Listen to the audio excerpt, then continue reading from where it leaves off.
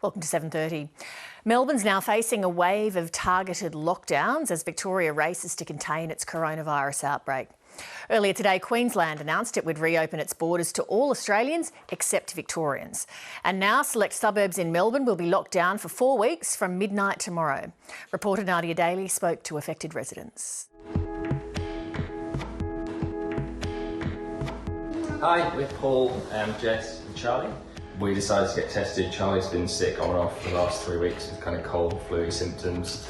Jess and I have been sick ourselves in the last couple of weeks, and 11-month-old Bub Emerson's also been a little bit sick and off as well. So we thought it was important we go and get tested. We were concerned obviously about affecting friends and family. Yeah, it's a socially responsible thing to do. So we don't spread it onto the community. You show me how to chop mushrooms? The Barker family is facing days of self-isolation. They've just been tested amid Melbourne's escalating COVID outbreak. It wasn't a painful experience at all. We're happy we've done it. Hopefully we'll get negative test results back in the next 24 hours or so. And then we can kind of get back to some kind of normality as well. And they've done absolutely the right thing. They've come to be seen, they've come to be tested, and they're going to go and properly isolate at home. I've known the mother since she was a little girl. So I've seen her grow up, and now I've seen her with her own children. The first swab goes to the back of your throat, and then the same swab goes up each nostril. It's a stressful time for local GP Dr Mukesh Haikawal, who tested the Barkers. The testing has increased dramatically in our clinic. We are seeing more coming through with the latest announcements of the so-called hotspots. Today, 64 new cases were recorded in Victoria, none of them from returned travellers in hotel quarantine, meaning all new cases spread within the community. In response, Premier Daniel Andrews announced suburbs in these 10 postcodes around Melbourne would go back into lockdown. This is going to be deeply painful and damaging for those businesses involved. This is the public health advice. This is what we must do now. The Victorian Premier says the 4-week lockdown means residents in the 10 postcodes must stay home except to shop for groceries, provide care, exercise, study or work. And it will be enforced by police who'll be handing out on-the-spot fines. The idea of a lockdown or ring fencing or whatever you want to call it means isolating those affected suburbs, certainly in the context of the current outbreak, and restricting movement. Now, if we're confident that we've only got COVID cases in those areas and not outside it, then the outbreak can be controlled. So it's a very effective measure. It's a measure that's been used over the centuries. Infectious disease specialist Dr Sanjaya Senanayake believes there is still time for authorities to get on top of the outbreak before it becomes a second wave. The situation in Melbourne is of major concern. Any outbreak with COVID cases in the country now is of major concern, and it is important that we make a fuss about it.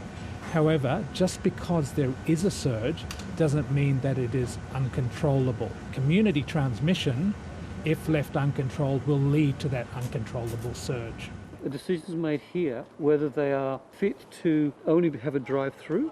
When 7:30 spoke to residents in the hotspots before the lockdown announcement, many were already considering how it could affect them, like Sharon from Sunshine West, who manages a truck driving company with her husband. Being in an essential industry, you would be taking 2 breadwinners away. Unfortunately, we just have to accept what's happening within the world.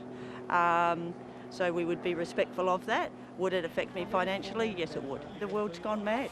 But you don't have any respiratory history? No. What we've seen is an uptick from 0 for 2 weeks to now 60, 70 a day. So it's very reasonable to be alarmed about that, because this bug will multiply rapidly if it's given the chance and spread worse than wildfire should it happen. At his clinic in Altona North, Dr Haikawal remains concerned Victorians aren't taking the growing threat seriously. So the message is, this is real, and if you don't do the right thing, it's going to get real even in Australia, where we've been so lucky. But he's not convinced suburb-by-suburb lockdowns are the answer. And I'm not sure if locking down a suburb or a a suburb within a local government area is the right thing to do. Why? The virus doesn't know where to stop and where not to stop. It's everywhere. We are all liable, we are all vulnerable, we are all at risk, and we've all got to do the right thing. We did it very early on in the piece. We just got to keep doing it. I don't want to come to Broadmeadows because it's very risky. They're too scared to come in. It's very heartbreaking because I'm losing all my customers. Mona Alcour's beauty salon is in the hotspot suburb of Broadmeadows. We're saying, like, we're going to get locked down. Like, I don't know nothing about it. They should come and tell us, like, look, you're gonna get locked down, so you can get ready. How am I gonna accept it straight away? Like, oh, I have to lock down. Like, it's not easy for myself. The mother of 3 says customers were just starting to return to her salon when coronavirus cases started rising again. I was making 1,000 a week. I was making more than this a week, you know? Like, I was making like heaps better a week, but now it dropped.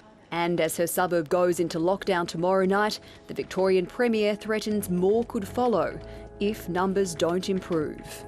We've actually led the world in COVID control in many ways. Let's not lose the battle by dropping that ball. You want to put Daddy's headphones on? I think lockdown, personally, I think it's a great idea. Whatever we can do as quick as we can to get through this.